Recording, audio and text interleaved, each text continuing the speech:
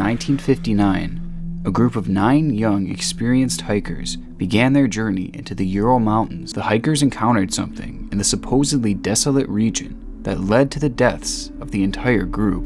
In 1959, 9 expert hikers vanished on a mountain the locals call the Dead Mountain.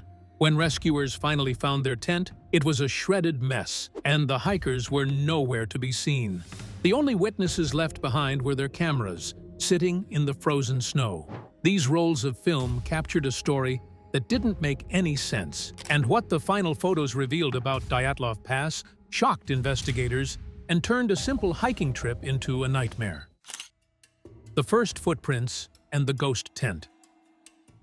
In January 1959, at the Ural Polytechnic Institute, a 23-year-old engineering student named Igor Dyatlov gathered a group of his most talented friends for a massive challenge. These were some of the best hikers in the Soviet Union, and the group included 8 men and 2 women. Most of them were students in their early 20s, but they also had a 38-year-old instructor named Semyon Zolotaryov with them. Their goal was to trek 190 miles across the frozen wilderness of the Ural Mountains to reach a peak called Otorten. The trip began with a lot of energy. On January 23rd, the 10 original members left the city of Sverdlovsk by train. They were laughing and singing in the photos they took during the ride. However, the group soon faced its first hurdle. One of the students, Yuri Yudin, started feeling a sharp pain in his back and legs. By January 28th, he realized he could not keep up with the others. He said a tearful goodbye to his friends and turned back toward home. He did not know it then, but that pain actually saved his life. He was the only member of the original 10 who would survive the month. The remaining 9 hikers continued into the deep snow. Igor Dyatlov had promised to send a telegram to their sports club by February 12th to let everyone know they were safe. When that day came and went without any word, people did not panic at first. Everyone knew that mountain weather could cause delays. But as more days passed, the silence became scary. By February 20th, the parents of the hikers were demanding a search, and so the university sent out a team of volunteers, followed by the military with planes and helicopters. On February 26th, the searchers finally reached the eastern slope of a mountain the local people called Kholat Syakhl, or Dead Mountain. A student named Mikhail Sharavin was the first to see a dark shape poking out of the snow. As he got closer, he realized he had found their tent. It was a sight that made no sense. The tent was half buried and shredded, and the most confusing part was that the side of the tent was sliced open from the inside. It looked like the hikers were so desperate to get out that they did not even bother with the zipper. They just ripped through the fabric to escape. Inside the tent, the searchers found the group's boots, coats, and even their food. There was a plate of meat and bread that had been sliced but never eaten. All of their life-saving gear was still sitting there in the middle of a blizzard. Just outside the tent, the searchers found a line of footprints. There were 8 or 9 sets of tracks made by people wearing only socks or going completely barefoot. These footprints led away from the tent and toward the dark forest 1.5 kilometers away. The investigators stood in the wind and looked at those bare footprints in the snow. They could not understand why 9 experts would walk away from their warm clothes and food. And thus began a string of discoveries that only got worse and worse. The witness of Frame 31. The discovery of the abandoned tent was just the beginning of a massive puzzle for the investigators. They needed to know what happened before the hikers fled into the woods. And just inside the messy tent, the search party found several cameras belonging to the students. One of the most important cameras belonged to Yuri Krivonyshenko. It was a Zorky model, which was a very popular camera in the Soviet Union at the time. When the authorities developed the film from this camera, they found 33 photos. Most of the pictures showed the group laughing and enjoying their trek through the deep snow. But the very last clear photo, known as Frame 31, changed everything for the investigation. Frame 31 is a grainy and slightly blurry image, but it tells a very specific story. It shows several members of the group standing on the steep slope of Kholat Syakhl. The time was roughly 5 p.m. on February 1st, 1959. In the photo, you can see the hikers working together to dig a flat spot into the side of the mountain. They were using their skis and poles to move the heavy snow so they could set up their tent for the night.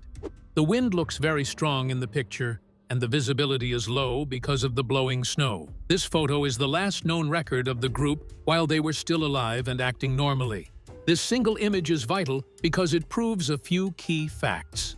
First, it shows that the group was not in any trouble at 5 p.m. They were not running from a monster or a group of attackers. They were calmly setting up their camp according to their plan. Second, it shows their exact location on the mountain. They had chosen to stop on a very exposed slope instead of going down into the forest where it was warmer and safer. Investigators still wonder why such an experienced group would pick such a dangerous spot to sleep. The photo shows them cutting deep into a layer of snow on the hill, which some modern experts believe was a fatal mistake. The film ends shortly after this photo was taken, leaving a massive gap between this peaceful moment and the chaos that followed.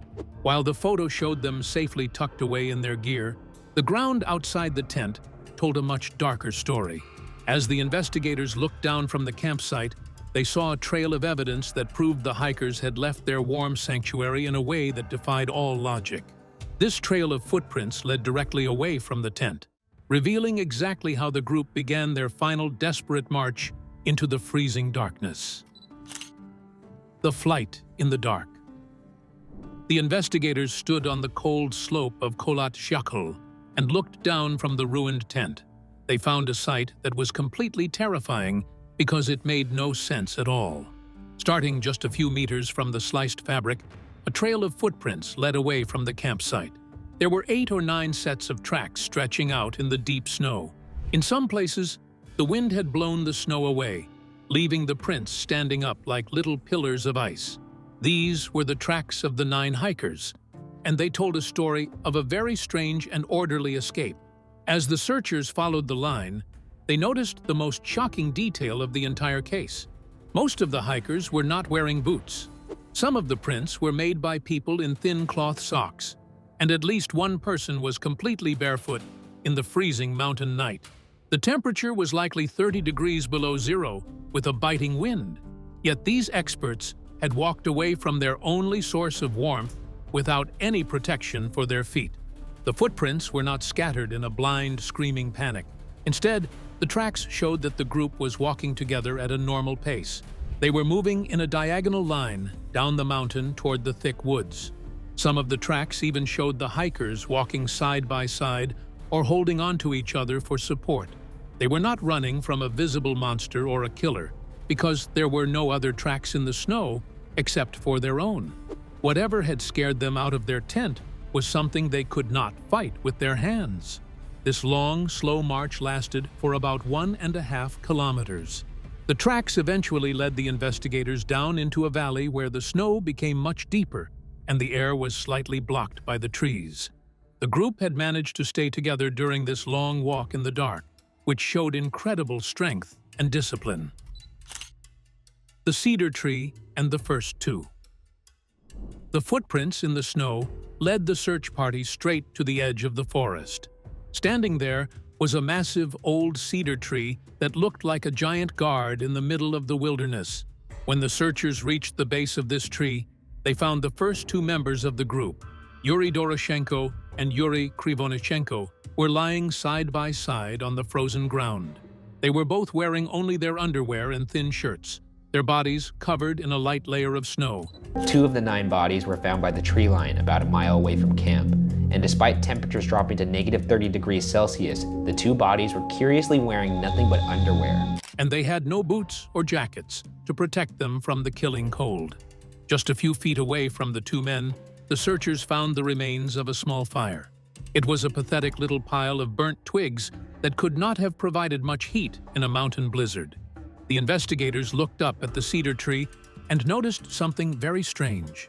The lower branches of the tree were broken off, and there were bits of skin and torn clothes stuck to the bark. It appeared that one or both of the men had climbed the tree, going up as high as 5 meters. They were not climbing to escape a predator, because there were no animal tracks. Instead, it seemed they were desperately trying to look back up the hill toward their abandoned tent. The autopsy later showed that both men had died from hypothermia. but their bodies told a story of extreme suffering. Their hands were burned and bruised. It looked like they were so cold that they had reached into the fire to stay warm, but their nerves were so frozen they could not even feel the flames burning their skin. They had fought to stay alive under that tree for as long as possible, while waiting for the rest of their friends. The scene at the cedar tree was the first real proof that the group had split up. While these two stayed by the fire, the others were still out in the dark. The searchers realized that the tree was a central point for the group. Some were trying to keep a fire going, while others were making a much more dangerous choice. As the investigators moved away from the frozen bodies under the branches, they looked back toward the slope of the mountain. They began to find more tracks in the snow that pointed away from the forest and back toward the high ground. It became clear that some members of the group had refused to give up on their gear and were trying to crawl back to the tent in a final, heroic attempt to save everyone. The heroes in the snow. The searchers left the cold shadows of the large cedar tree and began to look back up the slope toward the tent. They did not have to go very far before they found more of the group. Between the forest and the campsite, 3 hikers were found lying in a straight line in the snow. These were Igor Dyatlov, Zinaida Kolmogorova, and Rustem Slobodin.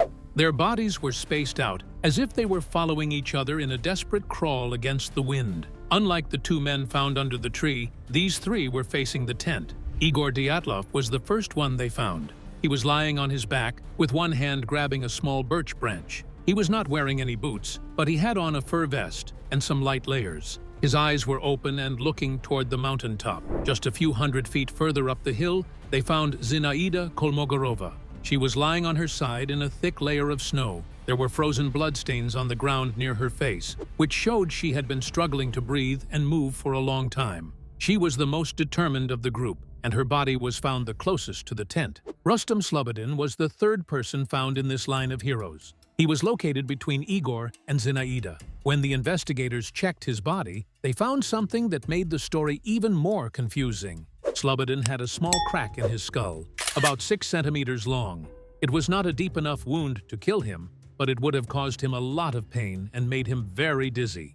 Even with a head injury and no shoes in the sub-zero cold, he had been trying to climb back up that mountain. The way these 3 were positioned told a very clear story to the investigators. After the fire under the cedar tree started to fail, Igor and his 2 friends realized they could not stay in the woods without their gear.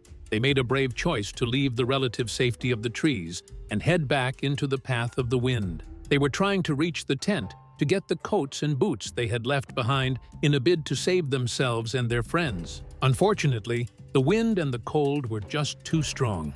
Each of them had eventually collapsed from exhaustion and hypothermia before they could reach the tent. They died one by one in the middle of the slope, miles away from any help. It must have been quite heartbreaking seeing these 3 students who died while trying to save their friends. But as the searchers counted the bodies, they realized a huge problem. They had found 5 people, but there were still 4 hikers missing. The ravine and the internal injuries. The search for the final 4 hikers lasted for 2 long months. It was not until May 1959, when the thick snow finally began to melt, that the searchers noticed a small group of fir tree branches on the ground. These branches had been cut and placed in the snow about 75 meters away from the large cedar tree. This was a den, or a small floor, made by the hikers to stay off the frozen ground. But the hikers were not on the floor, though. They were found further down the slope, buried under 4 meters of snow in a deep, rocky ravine. When the investigators finally dug them out, the scene was much more violent than anything they had seen before. These 4 hikers were Semyon Zolotaryov, Lyudmila Dubinina, Alexander Kolevatov, and Nikolai Thibault Brignola. Unlike their friends on the slope, these 4 had managed to take some extra clothes with them. They were wearing bits of jackets and hats that they had taken from the bodies of the first 2 who died at the cedar tree. They were fighting much harder to stay alive, but they had suffered injuries that were truly shocking to the medical team. The autopsy showed that 3 of these hikers had died from massive internal trauma. Nikolai Thibault Brignol had a major fracture in his skull that had moved his bone out of place. Lyudmila Dubinina and Semyon Zolotaryov both had their rib cages completely crushed. In Lyudmila's case, 10 of her ribs were broken on both sides. Semyon had 5 broken ribs on his right side. The doctors said these injuries were not caused by a human being or even a fall. They described the damage as being similar to the force of a high-speed car crash. What was even more confusing was the outside of their bodies. This theory does nothing to explain the injuries that the hikers had faced. This ultra-low frequency is said to cause panic attacks to many of those who experience it. Even though their bones were shattered inside, there were almost no bruises or cuts on their skin. It was as if a massive invisible weight had pressed down on them with incredible force. The investigators could not explain how a person could have their ribs crushed into their lungs without a single mark on their chest. This discovery moved the case away from simple hypothermia and into the realm of a mysterious, deadly force. The investigators stood in the melting snow of the ravine and looked at these broken bodies. They had found the missing pieces of the group, but the injuries only brought more questions. How could 4 experts end up at the bottom of a hole with injuries like they had been hit by a truck? Missing tissues and radiation. The discoveries in the ravine became even more disturbing as the medical team looked closer at the 4 bodies. Lyudmila Dubinina was found in a way that truly horrified the investigators. Her head was tilted back in the cold water of a small stream that ran through the bottom of the hollow. When they lifted her up, they saw that her tongue was completely gone. Not only was her tongue missing, but the soft tissue around her eyes and part of her lips were also absent. Semyon Zolotaryov was found in a similar state, with his eyeballs missing from their sockets. These gruesome details immediately sparked rumors of a ritual sacrifice or an attack by an unknown enemy. People in the Soviet Union began to talk about local tribes or even monsters that lived in the mountains. But the forensic experts had a much more grounded explanation for these missing parts. They pointed out that the bodies had been sitting in a running stream for 3 months. The water, combined with small mountain animals and natural decay, would have targeted the softest tissues first. There were no knife marks or signs of a struggle with a weapon. So, it was a natural, though very grim, result of being left in the elements for so long. As the investigation continued, another strange fact came to light. The searchers used a Geiger counter on the hikers' clothing and found small traces of radiation. This was specifically found on the sweaters and trousers of Krivonyshenko and Zolotaryov. For a long time, this was used as proof that the group had been caught in a secret nuclear test or a falling rocket.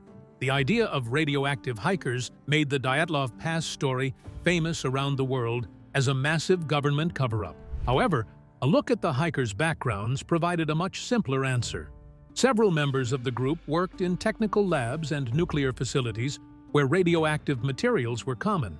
In 1959, safety standards were not as strict as they are today.